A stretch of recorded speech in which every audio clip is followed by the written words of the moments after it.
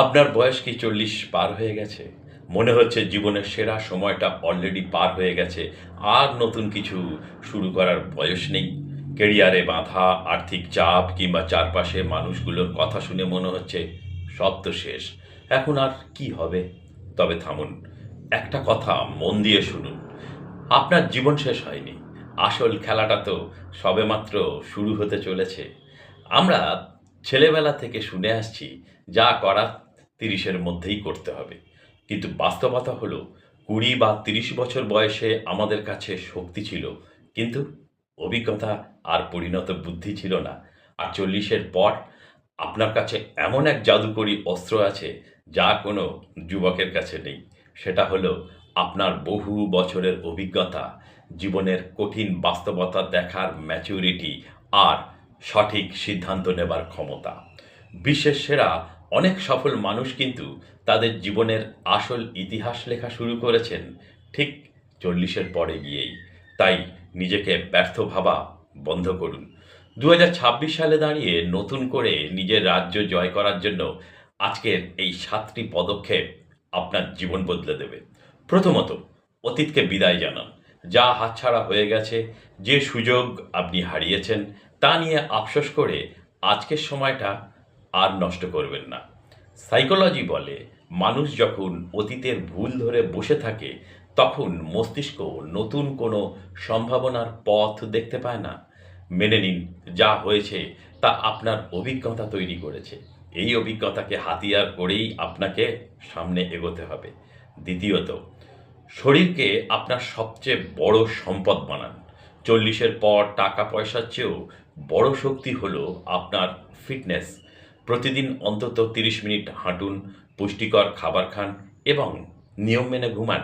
কারণ আপনার শরীর যদি শক্তিশালী না হয়, তবে আপনার স্বপ্ন যতই বড় থাক না কেন, আপনি লড়াই করার এনার্জি পাবেন না। ৩, ২০২৬ সালের উপযোগী অন্তত একটি ডিজিটাল বা আধুনিক স্কিল শিখুন।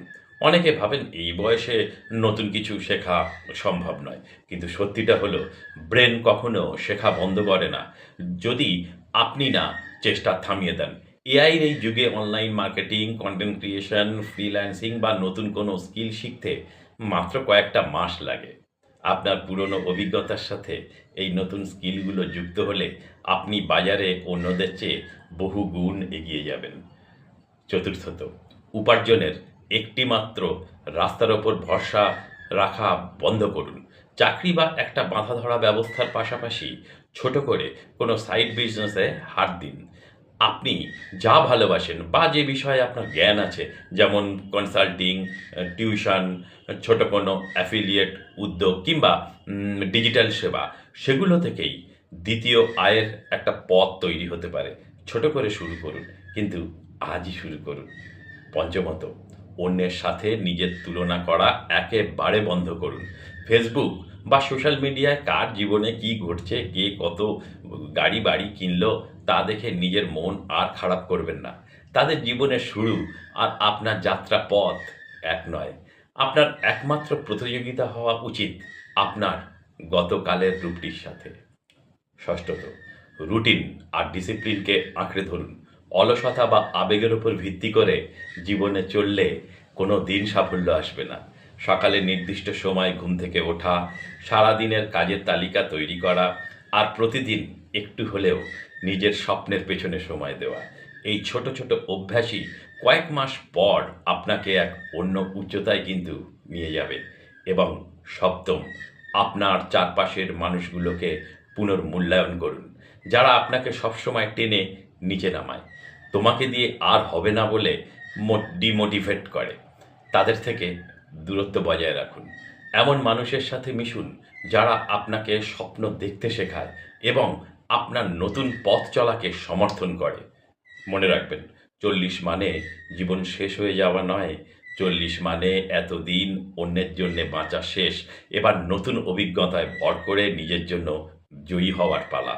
জীবনের প্রথমার্ধ যেমনই কাটুক না কেন, দ্বিতীয়ার্ধের চিত্রনাট্য কিন্তু এখনো আপনার নিজের হাতেই লেখা হচ্ছে। আপনার বর্তমান বয়স কত এবং এই জীবনের অধ্যায়ে আপনি কোন পরিবর্তনটা দিয়ে শুরু করতে চান, তা কমেন্ট করে আমাদের জানান। আর এই ভিডিওটি আপনার প্রিয় বন্ধু বা প্রিয়জনের সাথে শেয়ার করুন, যার এই মুহূর্তে একটু সাহসের খুব প্রয়োজন। আর এই রকম জীবন বদলে দেওয়ার মতো আরও বিষয়ের জন্য আমার সাথে থাকুন ফলো, সাবস্ক্রাইব করে। তো দেখা হচ্ছে পরবর্তী ভিডিওতে। ভালো থাকবেন, সুস্থ থাকবেন।